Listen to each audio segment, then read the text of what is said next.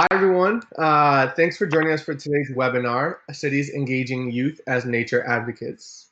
This is the first in a series of 3 webinars this fall, sharing strategies emerging from the Cities Connecting Children to Nature Initiative.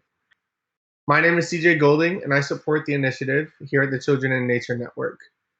We're pleased to co-lead CCCN and this webinar with the National League of Cities Institute for Youth, Education, and Families. To all of you on the line, we're so glad that you could join us. Today's webinar will explore the ways that cities and cores cultivate future stewards and pathways for employment while increasing access. Our partnership resource, a Cities Connecting Children to Nature case study, and insights from the core network that illustrate good practices and lessons learned from engaging youth in service, facilitation of local nature experiences, and role models as role models and nature advocates. Before we begin, let me share some information about our webinar format. All attendees are muted, and so because you're muted, we encourage you to contribute your questions using the question box on the right-hand side of your screen. There's a drop-down menu where you can select to send your message to me, the moderator, or to everyone. I'm going to be gathering all of the questions for us to field at the end of the webinar. If there is a clarifying question, I may jump in to make sure that everything is clear. Otherwise, we will open the webinar to Q&A at the end. This webinar will be recorded and shared, so you can revisit the conversation or share it with your colleagues. To enrich our discussion, we're lucky to have with us today representatives from the Core Network and from the City of Louisville Parks and Rec Department. Let's take a moment for them to introduce themselves and to learn more about them. You'll have the opportunity to ask the presenters questions directly at the end of the webinar, and their contact information will be shared as well. First, Alan. Hi, my name is Alan Dietz. I'm the Director of Technical Assistance and Accreditation at the Core Network in Washington, D.C.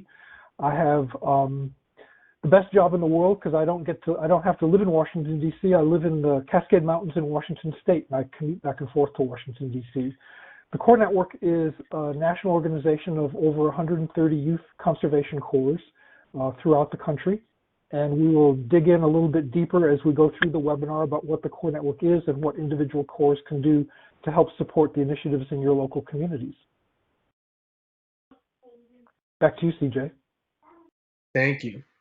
Also joining us on the call and on the webinar, she doesn't currently have video, but we have Jessica Kane from Louisville Parks and Rec. And following this, Al and I will hop off video as well so that you can have a full view of the slides and information we have to share today. Hi, I'm Jessica Kane. I'm the program manager at Jefferson Memorial Forest with Louisville Parks and Recreation. We've had our West Louisville Outdoor Recreation Initiative as a partner with CCCN for the past few years. We were a pilot city, and today I'll be talking about youth employment as part of that initiative. Awesome. Thank you, Jessica. And we will go ahead and hop off of video. Alan's already gone. And get into the webinar for today. For those of you joining us for the first time, let me briefly describe the CCCN initiative. CCCN supports city governments in more equitably connecting children to nature through technical assistance, peer learning, and pass-through funds. We work with cities to produce systemic change through policies, infrastructure, and programs. This initiative was piloted in 2014 with 7 cities in the first cohort and has now grown to include a total of 18 cities. We are pleased to lead CCCN with support from the JPB Foundation. For those of you on your computer, you can see a list or a map of those cities. The dots in yellow, or the cities marked in yellow, were a part of the first cohort, and the cities in green a part of the second, for a total of 18 cities spread across the country. It helps city leaders and their partners ensure that all children have the opportunity to play, learn, and grow in nature, from urban parks and community gardens to the great outdoors. These cities are pursuing a variety of strategies to more equitably connect children to nature. Across our 18 cities, 7 strategies emerge with prominence. From green schoolyards to youth leadership development, early childhood nature play, and nature smart libraries include a few. And you can see some of the others that are the strategies that cities are employing here on this chart.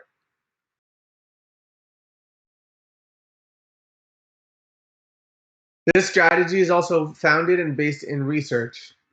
So here at the Children in Nature Network, one of the core components or core core ways that we contribute to this work is through our research library and our research digest.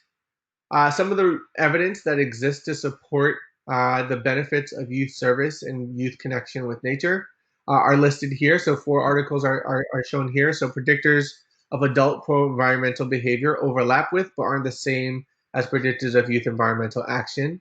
The idea that positive role models and mentors have an important role to play in promoting pro-environmental behaviors. The idea that first-time outdoor leadership is transformational and involves both interpersonal and intrapersonal relationships. And the idea that a theoretical model depicts conservation leadership as an ongoing and cumulative process. These are 4 research articles out of the many that give quantitative and qualitative evidence as backing for the value of cores and the value of youth as conservation and outdoor advocates. For more information, you can go on our website at childreninnature.org and you can look through our research library. You can also subscribe to our digest to get a monthly download of some of the newest information and research around connecting to nature. As we enter into a conversation about engaging youth in service and facilitation of nature-based programming, we want to better understand your interest. So we have a couple of poll questions for those of you who are on your computer.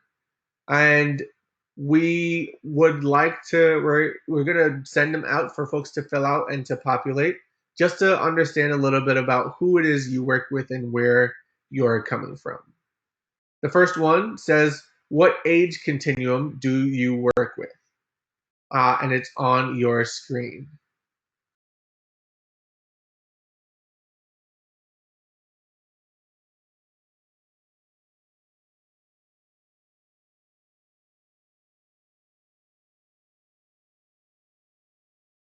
All right, I will give about 10 seconds for folks to fill in those answers, and then I will share it.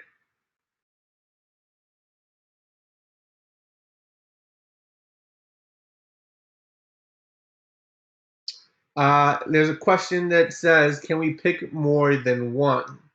Unfortunately, I don't think that that is an option on this poll, but it is a good point to call out that for some of us, these categories these boxes can be limiting, and that our work includes a lot more than just one of these categories. All right. So if you can't see it on your screen currently, the results of the poll are as so far. 39% of folks on this call work with, folks who responded to the poll work with K through 8. 11% work with young leaders. So that's about after early college and afterwards.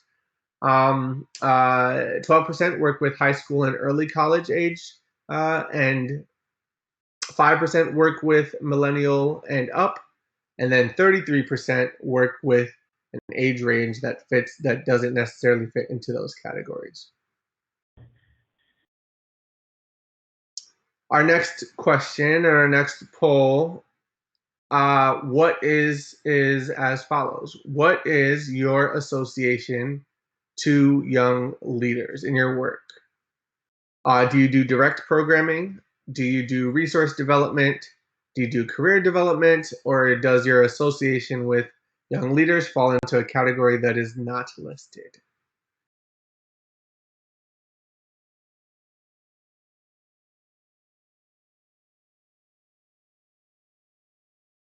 Also, same point applies here. If your work in your association with young leaders falls into multiple categories, I apologize for the limitations of this platform and not fully describing your work. All right, so far, those results are as follows for people who participated in the poll. In answering the question, what is your association to young leaders? 60% of you are involved in direct programming in one way or another. 7% are involved in resource development.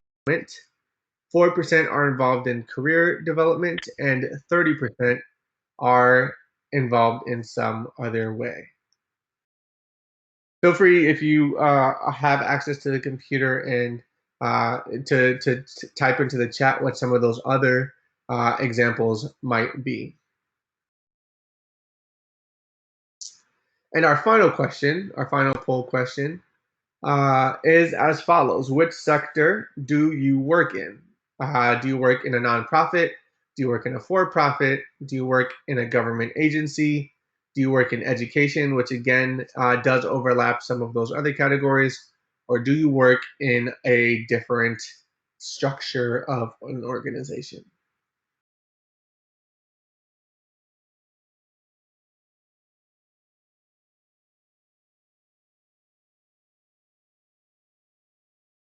All right. 48% of this community on the call today works in a nonprofit.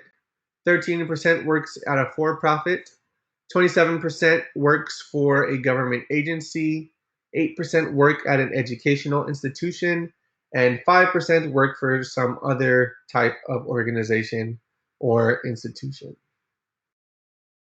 Thank you for filling out those polls to give us a little glimpse of the community that's participating in this call and how we engage with youth in connection to nature. So, to begin with, as we transfer into the meat, into the body of the call, I want to emphasize and call attention again to the City Core Partnership resources, the resource that was recently released by the city's Connecting Children to Nature initiative. In general, this resource highlights not only the different ways that City Core partnerships work and can form in order to support young adults connecting to nature, but they give a general overview of the benefits of it as well. City Core partnerships promote children's connection to nature in a few ways, primarily by engaging teens in introductory local nature experiences, providing young adult role models to lead programming for younger children, and also by expanding access to natural spaces. These projects can show up in a diverse number of ways. They can last from 1 to 12 months. They can be after school core programs. They can be residential core programs. And they also address unmet community needs in areas like recreation, conservation, and green infrastructure. These often serve as a first employment opportunity for teens and offer mentorship, coaching, skill certification attainment, and leadership development.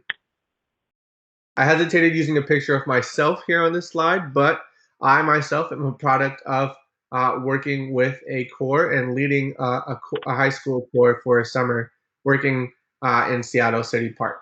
So I can attest to the benefits of City Core partnerships personally. These core projects can improve nature access. They can engage teens in nearby nature experiences. They activate nearby nature for children and youth of color. They provide young role models and programming for younger children. They develop skills. Like I said, I'm a product of it myself, and I can attest to the fact that they develop skills for green careers. They diversify the candidate pool for city agency workforces, and they can put nature-facing careers on the map for underrepresented populations. These city core partnerships are mutually beneficial for both typical core projects and for achieving progress in city priorities. So They can be a solution or a mechanism or a vehicle or a framework for achieving city priorities across the board. So some of the things that are listed there on the left as city priorities: stormwater mitigation, food security or food deserts, recycling and composting, and racial equity. Those are things that can be addressed and uh, can have progress through typical core projects. That's my overview based on our newly released resource. To give us a little bit more context, I'm going to hand it back over to Alan to talk about, I'm going to hand it back over to Alan to talk about some successful city and core partnerships and the work that he does with the core network. Alan? Thanks a lot, CJ. And I want to thank the National League of Cities for sponsoring this webinar and giving us an opportunity to talk about city core partnerships. So let's do a little bit deeper dive into what cores are. I'm supposed to have another slide coming up here. There it is. So the core model engages youth between the ages of generally between 16 and 25 in a term of service that lasts up to a year. Some core members do more than one term of service. The slide says the terms vary from 900 to 1,700 hours per year. We actually have some summer programs that have a few hours than that, so they can fit into a summer vacation term of service. And they work on projects that address specific community needs. One of the really nice things about the core model is that it doesn't just provide a workforce to work on various conservation related activities and issues. It also is a workforce development model. It provides pretty intensive training and job skills experience for young adults. So we have hands-on work experience. We have a lot of training involved. We've got credentials and certifications. I did a review last year of the number of different certifications and trainings that our cores offer, and came up with a list of over 200 different topics that they across the country that they train core members on.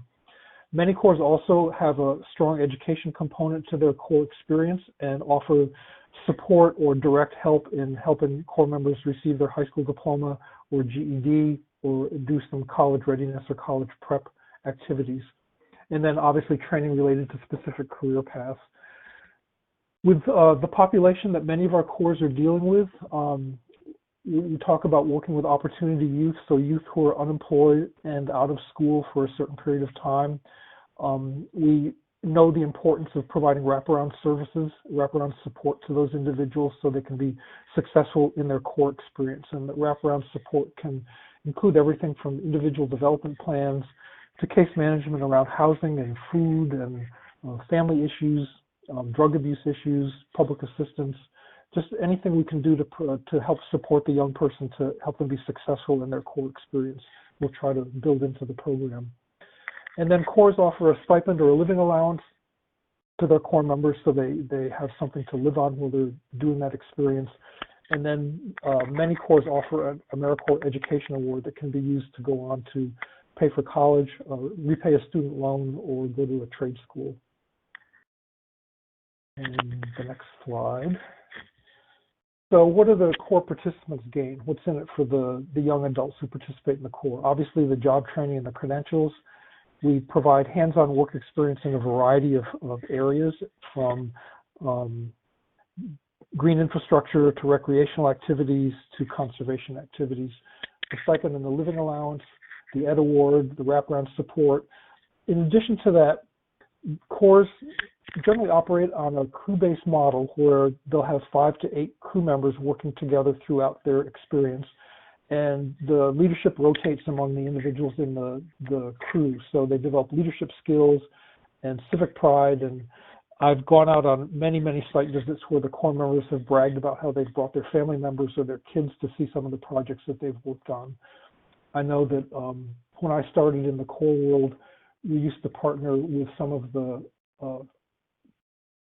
park facilities that had CCC from the 1930s, Civilian Conservation Corps work sites, and work to enhance those work sites. And that connection and that pride of working on something that had been started almost 100 years ago and helping to rebuild that and rehabilitate it was just something that the young adults were really proud of.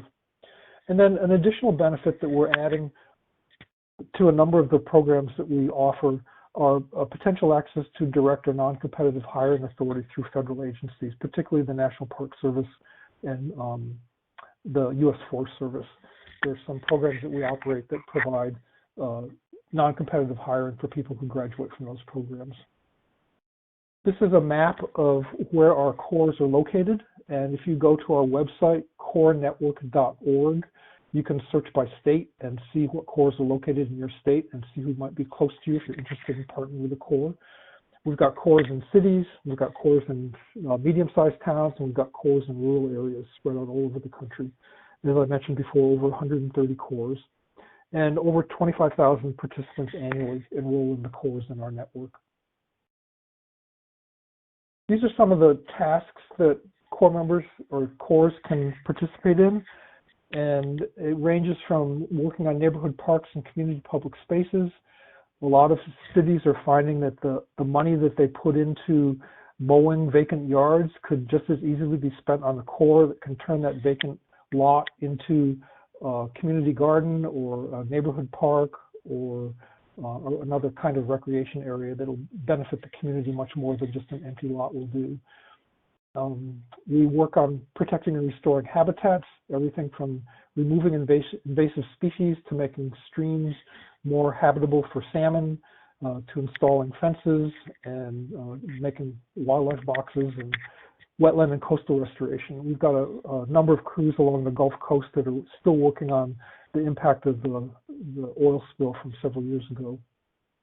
We have cores that work on historic structure rehabilitation, everything from masonry to carpentry to stabilizing the foundation and just repairing the historic foundation so it can be useful for future generations.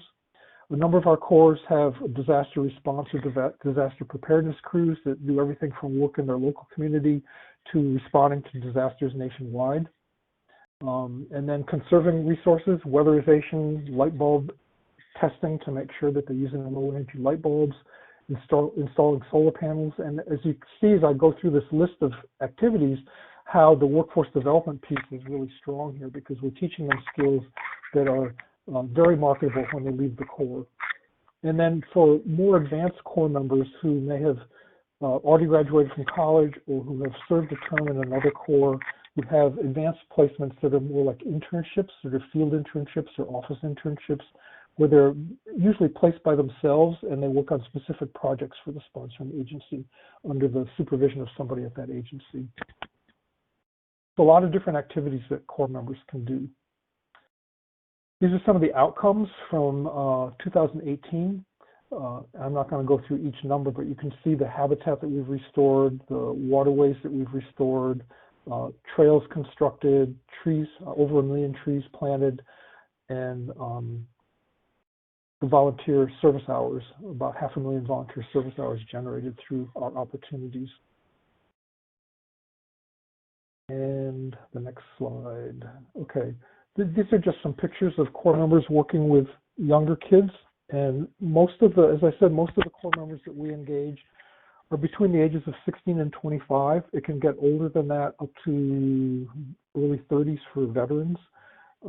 But our cores also engage a lot of youth in their activities. The picture on the left is from Green City Force in New York City, in Brooklyn, and they have a partnership with the New York City Housing Authority to convert vacant lots in the middle of housing authority projects to urban gardens.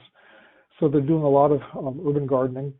I have raised beds at home that are 2 feet by 4 feet, and these raised beds are 20 feet by 40 feet. So I've got raised bed envy, no doubt. But they work a lot with the residents of the housing complex to help them collect kitchen scraps to use for mulch in the garden or to volunteer to help plant or to pick. And then they do educational workshops for kids and adults on the different kinds of plants they're growing and healthy eating. And they have some cooking classes on how to cook the plants that they're growing. They take recommendations from the residents in the housing complex on what kinds of plants to plant in the spring. Last year, they had a lot of requests for bok choy, which many of the AmeriCorps members had never heard of before, but they went and had planted it anyway. It was a very popular vegetable to have last year. And the others are pictures of how we engage other younger kids in our activities also. So there's a lot of environmental education that goes on from the Corps members to younger adults in the communities. And I will pass it back to CJ, and I'm very open to your questions about how you can engage a Corps. If you don't have a Corps in your community and you're really sold on the concept, how you can start a Corps in your community. But we'll hold those questions for when we have the Q&A in a few minutes. Back to you, CJ. Awesome. Yes, if you do have questions, Monica, myself, Alan, and Jessica are here in the chat. We can answer some of those questions directly as we go on. So continue to put them in there so that when we get to the Q&A section, we have questions to populate for our two guests today. With that being said, we will transition to Jessica Kane, who will tell us a little bit more about what Louisville Parks and Rec is doing to develop this partnership between the city and Corps. Jessica? Thank you, CJ. Yeah, so I mentioned we were one of the pilot cities for the Cccn. That project is the West Louisville Outdoor Recreation Initiative and Louisville Echo.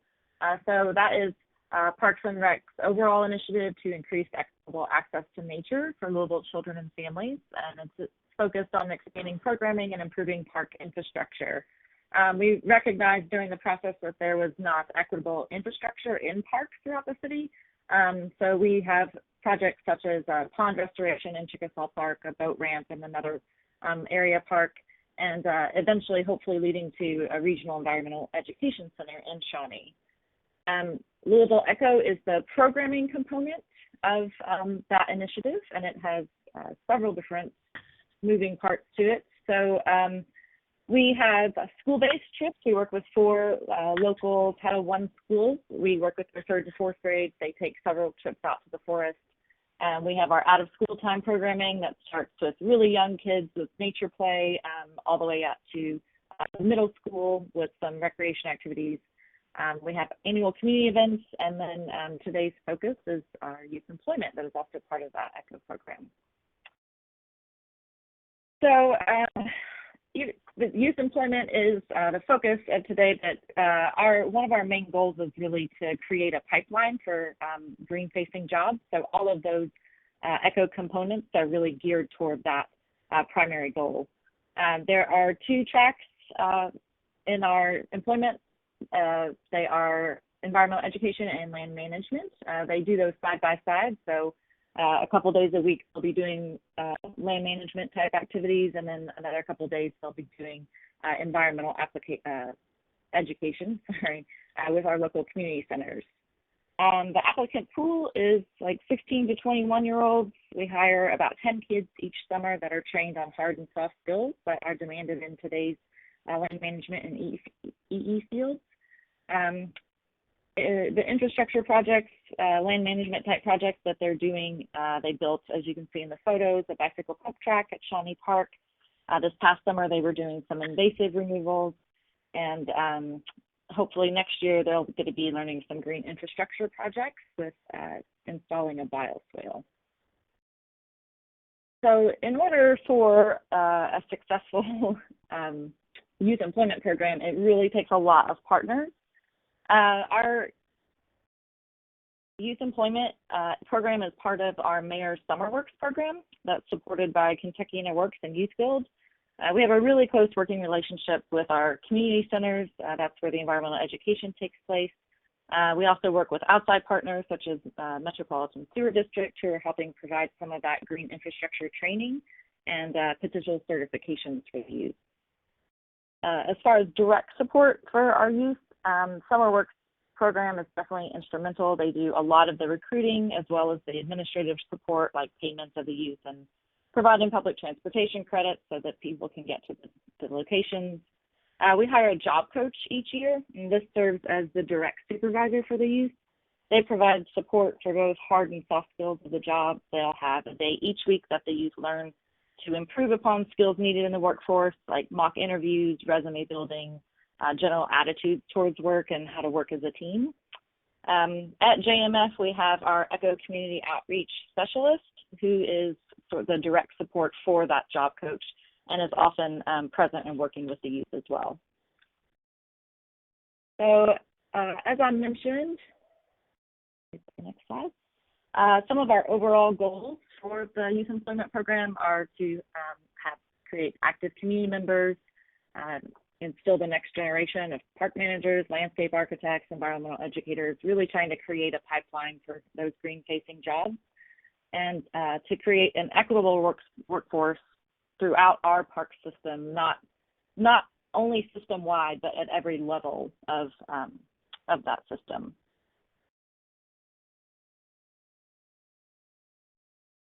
I'm sorry. So there's definitely challenges. We are in our third year with this Summer Works program, so we are still learning as we go. So some of the challenges, Summer Works does a lot of our recruiting, but we do a lot of it as well on our own. We have some target areas that this initiative focuses on, so we really are trying to get community members from those areas in those jobs. This past summer was probably our best year. We had about 70 to 80% of our youth actually living in those target areas. Another challenge is really having the right person in the job coach position. We've sort of had both ends of the spectrum in that aspect, and it's just really important to have someone that's helping to develop those soft skills and really investing in those youth. And then there's always the day-to-day challenges of maintaining communication with the youth and getting them to actually show up. A lot of the kids have other responsibilities and general life events that tend to, you know, sometimes get in the way of making their day-to-day a little bit more challenging. We have had some pretty cool successes. We had an employee that was with us last year and ended up, he came back with us this year. He ended up actually quitting the job he was at to come work with us. He's shown a lot of passion about it and could potentially be our job coach moving into the next season. We also had several kids that really loved the work that they were doing and ended up applying for the local conservation corps here in Louisville. That's through Youth Guild. So I guess success for us is really just having that engagement from youth and sort of seeing the light bulb go off when they realize that they have a lot of options, that there are a lot more careers out there than maybe what they realized, and they find passion in other places. And I will turn it back over to CJ. That's sort of our overview of our program. Happy to answer any questions. Awesome. Thank you, Alan and Jessica. And I hope that those overviews of the ways that cities and corps can partner and work together were enlightening. I don't doubt that you have many different questions, and so I would like to. I'll kick off with a couple of questions for our guests today, and then we will open it up to questions from the audience. So continue to populate that chat box with questions, and if you're on the phone, write those down and hold them. We're coming to you soon. My first question for City Core or for the core network is you've given a couple of, I think you've already answered this, Alan, and given a couple of questions of how they're showing up, how you're showing up specifically in cities. But if someone doesn't have a core in their city, what would some of those steps be to one? Well, if they don't know if they have a core, what would those steps be to connect with the core network or to start a core in their city themselves? So that's a great question. People can go to our website. Again, it's Core Network, CORPSNETWORK.org, and go ahead and look at our list of cities or states that we have cores in and see if there's one nearby you. If there's not, there's also a list of, in that same state-by-state listing, there's a list of the national cores that may have a presence in your location or in your state. So we have a handful of cores that serve all across the United States that have some flexibility in where they provide services.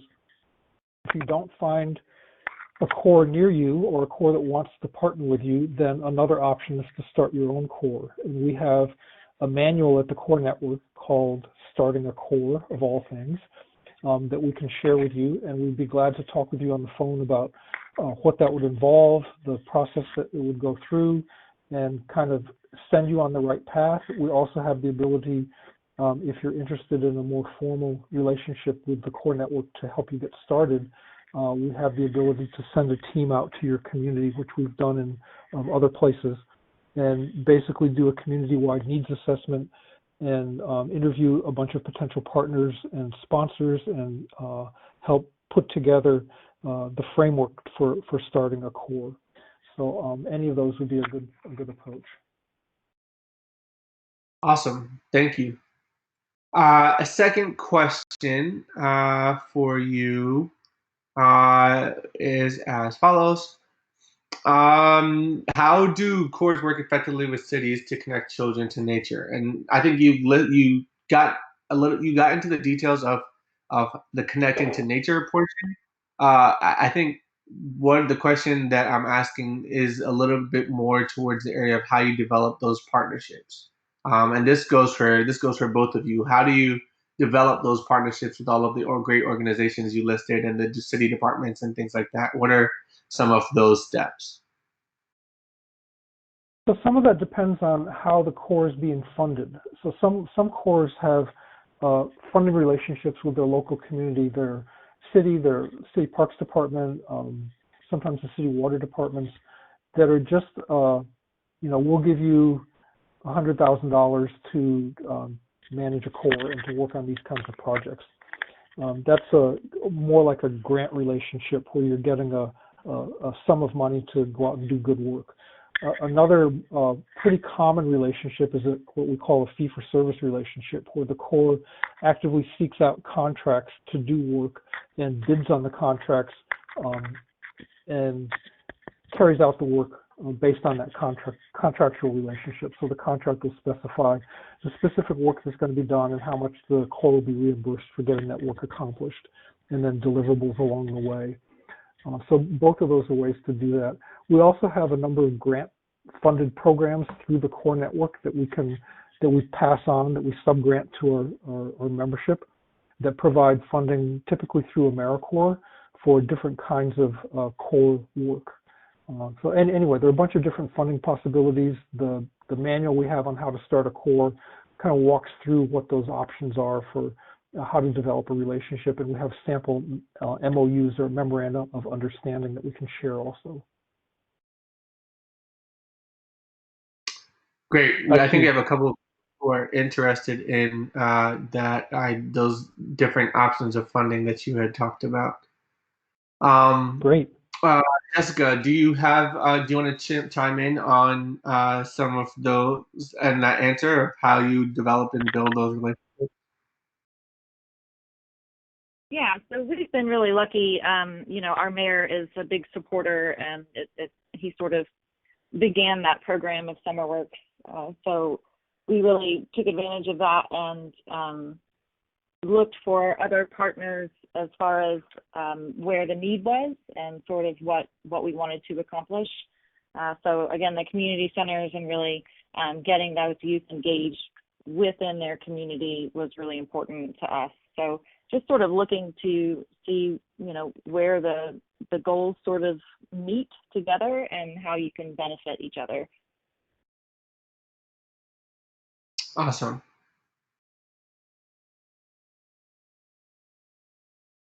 This question hits on what captures some of what folks have shared.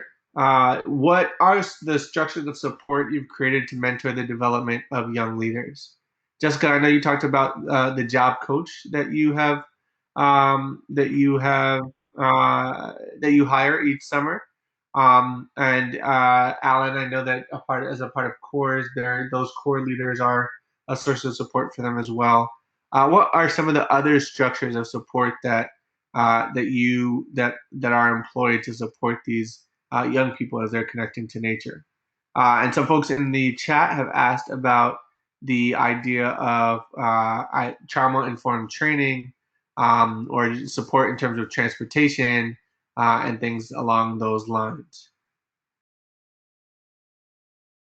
So a lot of that's going to depending on the funding that's available to that corps. Many of our urban corps provide bus passes or transportation passes based on attendance. So it's an incentive if you've been attending regularly, you'll be provided with a bus pass. Some of them don't tie it to anything. That's one of the benefits that you get. So transportation is one. There are, in terms of leadership development, there are a lot of opportunities. As I said, most of the corps that we work with operate on a crew-based model.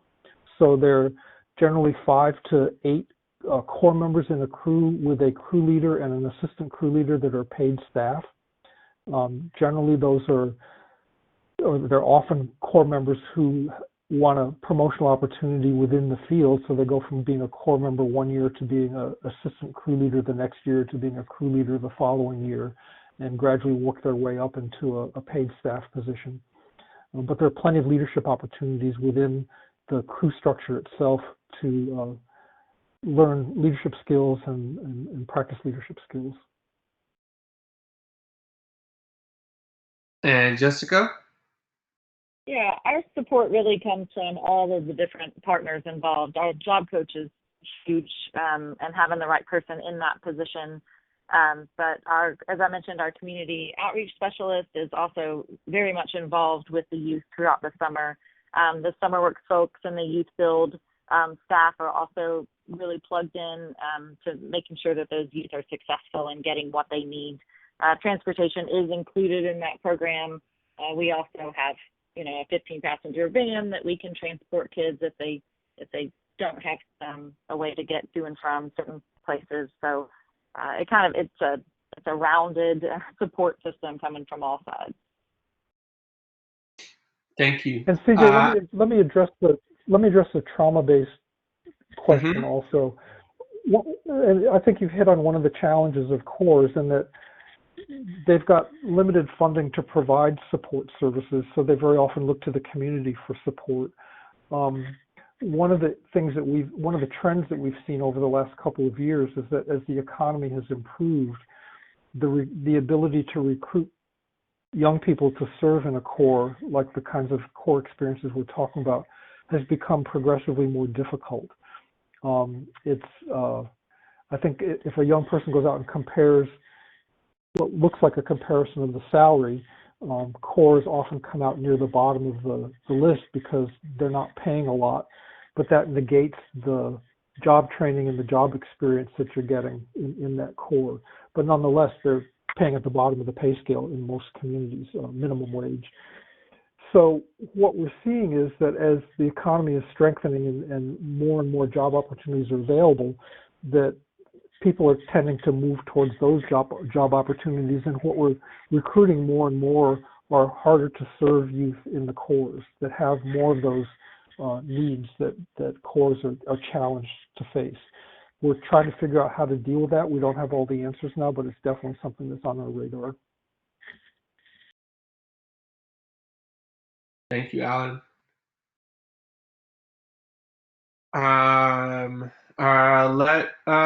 I'll ask one more question and then we'll dive into ask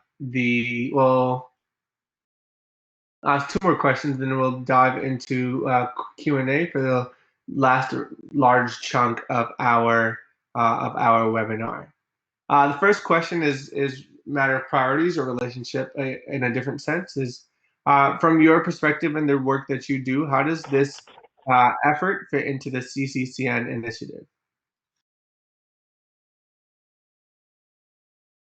And that's for either Alan or Jessica. I'm not sure I understand the question. What is the connection between the core network and the CCCN initiative? And maybe I think Jessica, this might be a better question for you. Yeah, so we really feel like we embody Cccn initiatives with this project. We start at a young age with kids, really trying to get them connected to nature and make those personal connections and get them comfortable, which is usually a lot of the challenge. And then continuing to see those kids, continuing to program with them and offer community events. And so that eventually, I mean, our hope is that, you know, we start working with 3-year-olds doing nature play, and eventually they become our summer workers. So, you know, we really feel like we just really touch on connecting kids on multiple levels at different ages. And I'll respond to that also, CJ. You showed a chart early on in the webinar listing some of the priority areas for the Children in Nature, Cities Connecting Children to Nature Network. And for them, the green schoolyards, enhancing public spaces, the youth leadership development, and green career exposure, we directly deal with every day in CORES. And in fact, the green career exposure is not just exposure, it's specific training in green careers and opportunities in many cases to continue on. One of the really nice things that I've seen over the last 10 years, 15 years that I've been doing this work is that a lot of our core members get exposure to the community partners that they're working with, the public parks departments, the national land management agencies, you know, whatever the community partners that they're working on a project with. And it's almost like an extended job interview for the community partner. They start to see young adults who are excited about the work that they're doing and very often end up getting jobs with those community partners. We have a number of core members who served with American Youth Works in Austin, Texas, working on recreational trails, who are now working for the Texas Parks Department in the recreational trails area, managing the funding for that program. So it's a kind of a nice continuation to see them learning those skills as a core member and then going on into that as a profession. Thank you. We'll now start taking some of the questions from our audience. I'm not sure. So I think we asked them what the typical funding resources are available to support this work. And I'll start with Max, a question from Max. How do you connect with the young people you hire after their employment? Do you have any stats on if the young people you hired are getting jobs in green or environmental industries? That's a great question. Do you want me to take a first shot at that, CJ? Yes. Or Jessica, do you want to do that? I'll take a shot at it real fast. My answer is pretty short, but we're only in our 3rd year, so I would say that's one of the areas that we definitely could improve upon, you know, really following up with those youth. We have had engagement with some of the youth afterwards, the ones that were really interested or wanted to continue in the work, and we have maintained relationships with those people, but I think definitely an area of improvement would really maybe even send out a survey to those folks later, or find other ways to engage to see, you know, sort of where they went after their summer works job. Yeah, it's an issue that we're wrestling with at the national level on an almost daily basis, and it's one of the things I'm working on specifically to try to get a better handle on. Many of our cores don't have the resources to do that kind of follow-up with their members after they leave the core. Generally, the cores that are the most successful at that are cores that are receiving federal Youth Build money or Federal Workforce Investment Act money, because those require a 6-month and a 12-month follow-up to see about employment histories after they leave the program. But for a lot of our cores, what they do is they have a Facebook page and encourage people to try to keep in touch on an informal basis, but don't have any formal method of tracking that. So we're looking for funding sources to help us develop better models to follow up our core members after they leave the core. Thank you. The next question is about the makeup of a core. Are there specific mandates, projects, or certifications you have to complete to be considered a core within the network? Are all cores unique, or are there national groups with local chapters, or both? Asking just generally what the makeup of chapters or national groups or the requirements to become a part of the core network or to be considered a core. Yeah, so the slide that I showed earlier about the core model. So it's a term of service during a year from 900 to 1,700 hours, sometimes a little bit shorter than that. You work on projects that work on specific community needs. There's a strong workforce development component to the experience. So it's not just hiring a bunch of kids to pick up trash along the highway. That does not constitute a core as far as we're considering it. You provide credentials or certifications as part of that workforce development.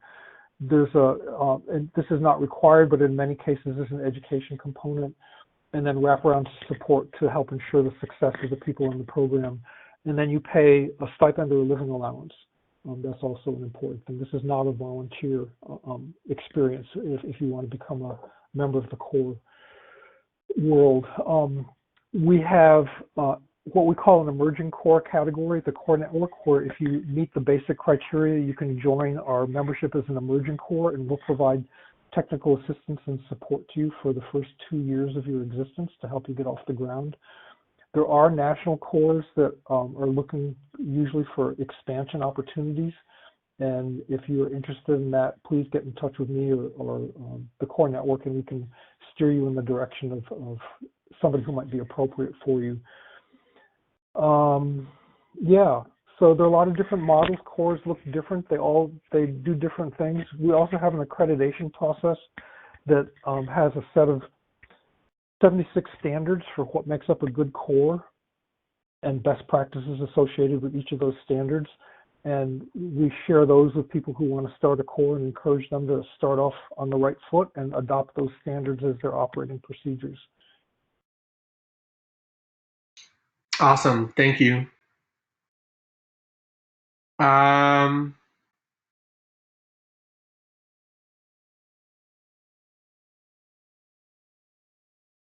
The next question, are there any, how many, this is specifically for you, Jessica, how many full-time staff positions are designated to managing and operating the youth employment program in Louisville? As far as our portion of it, we have 2 full-time staff that are dedicated to managing the 10 youth that we have throughout the summer. There's a lot of other full-time staff on the summer work side. I'm not sure what that looks like. I think they have, 4 or 5 main folks that do most of it. But for our specific site, there's 2 for the 10 youth. Awesome. And I'll pause for one additional moment to see if is there anyone on the phone who wants to unmute to ask a question to our guest.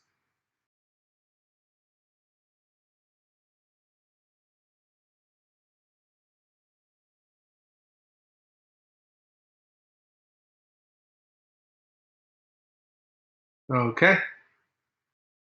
If not, then I will get one more. We'll see if there's one more question from our chat box before we go into our last, before you wrap up and give any follow-up instructions.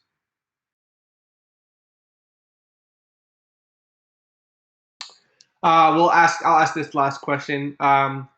Are there any resources or recommendations that you have when it comes to hosting community meetings, and specifically with the intention of establishing partnerships? I think the question here is around equity and inclusion, and establishing these partnerships, making sure that we're doing them in the right way. So do you have any best practices or strategies in creating these partnerships and these networks in a way that keeps equity in connection to nature at the forefront? I would encourage people to think. Go ahead, Jessica, and then Al. So one of the places that we sort of started was with the neighborhood Center for Families and Neighborhoods.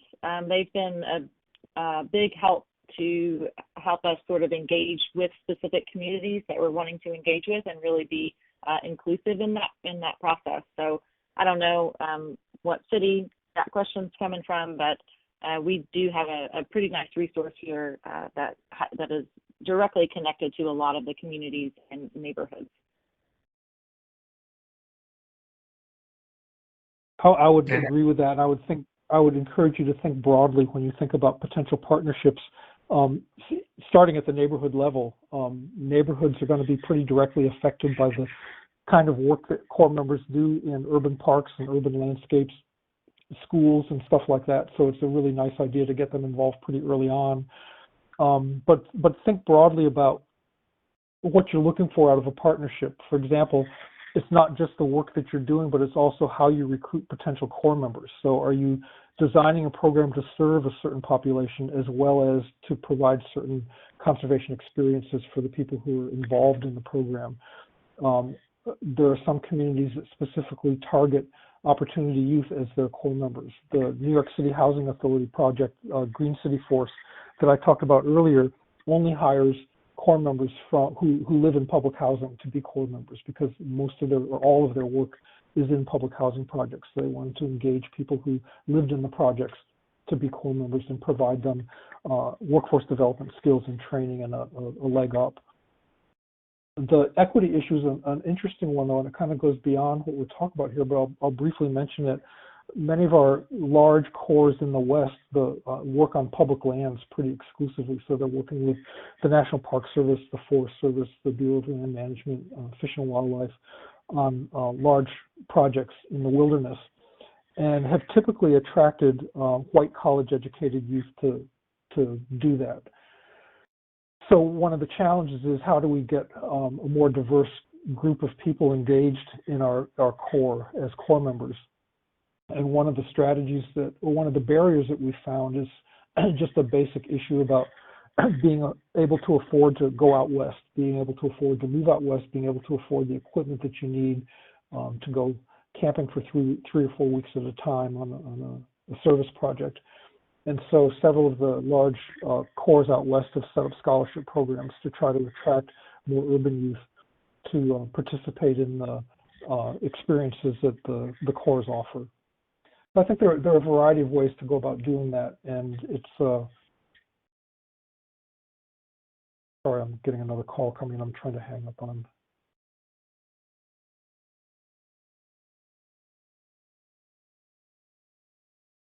But I think it's important that you that awareness is there, and then acknowledging the different ways that you can approach making that connection happen, or reducing some of those barriers, or increasing the equity of access for folks.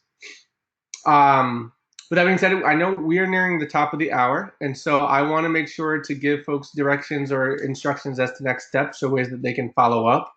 I want to thank Jessica and Alan for your time today and sharing your expertise with our audience. I want to thank all of you as webinar participants for your questions and comments, which added to our discussion. I saw in the chat box folks connecting with each other, sharing resources with each other, and being a source, being a network for this continued learning and development. Sorry, CJ. CJ, I'm back. I got hung up on, but I'm back. Okay, awesome. I'm just gonna go through the wrap up and let folks know how they can contact you after this webinar is over. Great. We'll be emailing a link to this webinar recording once it's available, so you can revisit the conversation or share it with others. That email will also include speaker contacts, so if you'd like to follow up with Alan and Jessica, they will have the information to contact them, and we'll share any resources that we have mentioned. Through registration and attendance of this free webinar, you're also subscribing to the CCCN monthly newsletter. But for all of you who are afraid of packing your inbox, you can opt to unsubscribe from this newsletter at any time. As you can see on the screen, or if you can't, the next webinar will be taking place on October 24th. It will be Enhancing Public Spaces with Nature. And if you have any other questions about that, you can contact my colleague, Monica Lopez-McGee, at monica@childrenandnature.org. Registration is now open, and that link will be in the document that we send your way. As the webinar concludes, we ask that you complete our brief 3-question survey to provide feedback and tell us what you'd like to learn more about in the upcoming webinars. In the meantime, don't hesitate to reach out with additional questions about this topic or the CCCN initiative. Thank you everyone again for your participation today, and we hope to hear from you soon. Thank you, Alan. Thank you, Jessica. Thank you, CJ. You bet. Thanks for the opportunity. And please follow up and contact us if you want additional information. Have a great afternoon.